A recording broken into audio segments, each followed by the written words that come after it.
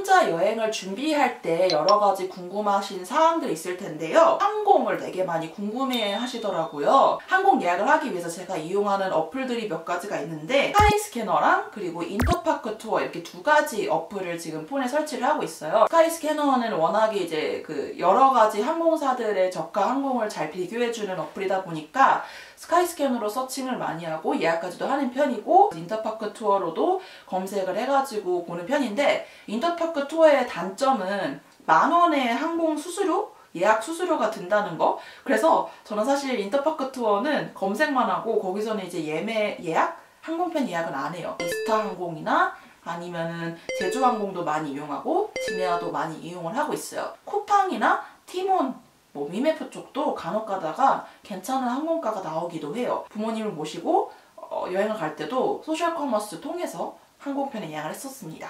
숙박 같은 경우에는 저는 어플이 3개가 있어요. 부킹닷컴이 있고, 그리고 호텔스 컴바인, 그리고 이제 데일리 호텔, 이렇게 3가지의 어플을 주로 쓰고 있는데, 데일리 호텔 같은 경우에는 이제 국내 여행을 할 때 거의 국내 여행의 100%를 데일리 호텔을 통해서 호텔 예약을 하고 있어요. 저는 개인적으로는 해외여행은 부킹닷컴, 국내 여행은 데일리 호텔을 추천드려요. 그리고 이제 여행 경로, 여행 계획, 스케줄은 어떻게 짜나요? 저 같은 경우에는 네이버를 통해서 블로그 포스팅을 엄청 찾아요. 오키나와를 가기로 했어요. 그러면 오키나와 혼자 여행이라는 키워드로 블로그 포스팅을 막 엄청 읽어봐요. 그래서 어떤 것들이 좀 재밌는지, 뭔가 어떤 것들이 소소한 매력들이 있는지를 막 찾아봐요. 주로 이렇게 가족 단위나 친구들끼리 여행을 다녀오신 분들보다는 혼자 여행을 다니시는 분들의 포스팅이 조금 더 일반적이지 않고 특이한 곳들을 소개시켜주는 분들이 더 많으시더라고요. 그래서 저는 개인적으로 혼자 여행 블로그 포스팅을 좀 더 많이 찾아보는 편이고, 유튜브 여행 브이로그도 되게 많이 보는 편이고, 인스타그램 해시태그 오키나와 여행 검색을 해가지고 막 본 다음에 사진 보면 막 가고 싶은 곳이 생기잖아요. 그런 것도 많이 보고 있고, 페이스북에서 딩고 트래블 또 많이 참고를 해요. 이제 가고 싶은 곳들을 메모장에 막 적어요. 일단 적어놓은 다음에 그게 끝이에요.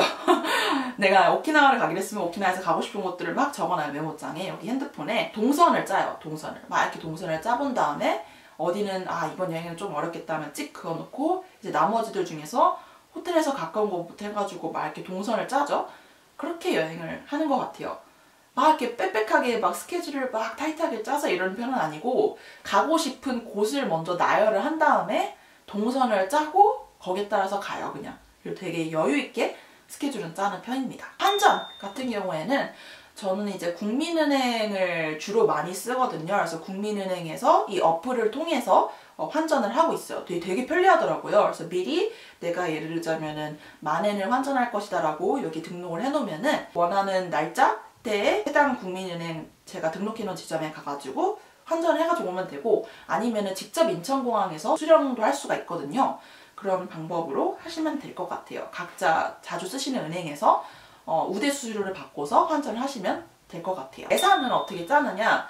저 같은 경우에는 일단은 되도록이면 카드는 안 쓰려고 해요. 뭔가 카드를 쓰다 보면은 너무 거침없이 여행지에서 돈을 많이 쓸 것 같은 우려도 있고, 그리고 카드 외화 수수료 같은 것도 붙고 하니까, 그래서 카드는 좀 플러스 알파로 혹시 내가 현금이 떨어졌을 때 그때 카드를 쓰는, 그렇게 좀 예산을 짜고, 메인 예산은 이제 현찰로 다 환전을 해요. 그래서 딱 그 범위 안에서 예산을 쓴답니다. 그래서 뭐 항공편이랑 그리고 숙박은 이미 예약을 해놨으니까 그건 제외를 하고, 거기에 가서 이제 쓸 돈들, 뭐 쇼핑을 내가 얼마만큼 해야지 그래가지고 그 정도 환전을 예상을 해놓고, 그리고 이제 조금 더 여유 있게 뭔가 먹을 것은 이 정도로 하고, 뭐 내가 뭐 입장료 같은 것도 있다면 그것도 고려를 해가지고 이렇게 좀 예산을 잡는 편인 것 같아요. 그렇게 현찰로 주로 예산을 짜가지고 환전을 해서 가져간답니다. 유심이랑 포켓 와이파이는 저는 유심은 잘 안 써요. 유심은 잘 안 쓰고, 유심은 어떨 때 썼냐면은 제가 여러 개 국가 여행할 때는 포켓 와이파이 여러 개를 대여할 수가 없잖아요. 그래서 여러 국가를 막 여행을 할 때는 유심이 훨씬 더 편리한 것 같아요. 그럴 땐 유심을 쓰고, 주로 이제 뭐 한 국가만 짧게 다녀올 때는 포켓 와이파이가 저는 개인적으로 더 편하더라고요. 그래서 포켓 와이파이를 쓰고 있고, 와이파이 도시락에서 계속 대여를 했었던 것 같아요. 여행 다닐 때 브이로그 할 때 촬영할 때 쓰시는 카메라가 뭔가요? 라고 질문 진짜 많이 해주시는데 저는 고프로 히어로 실버를 쓰고 있습니다.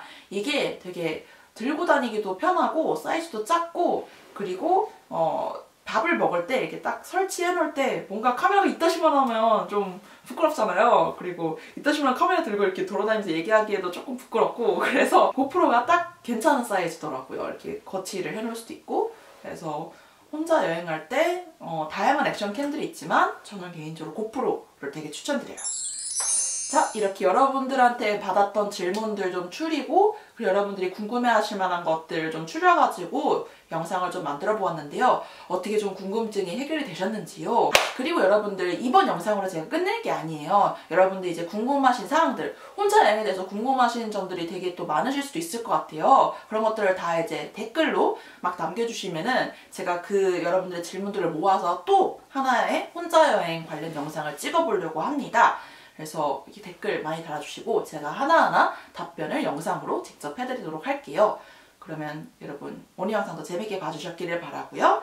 앞으로도 저의 여행 영상을 많이 보시려면 구독하기 또 잊지 말아주시고 이 영상에 좋아요 또 부탁드릴게요. 그러면 우리는 다음 영상에서 다시 만나도록 할게요, 여러분. 안녕!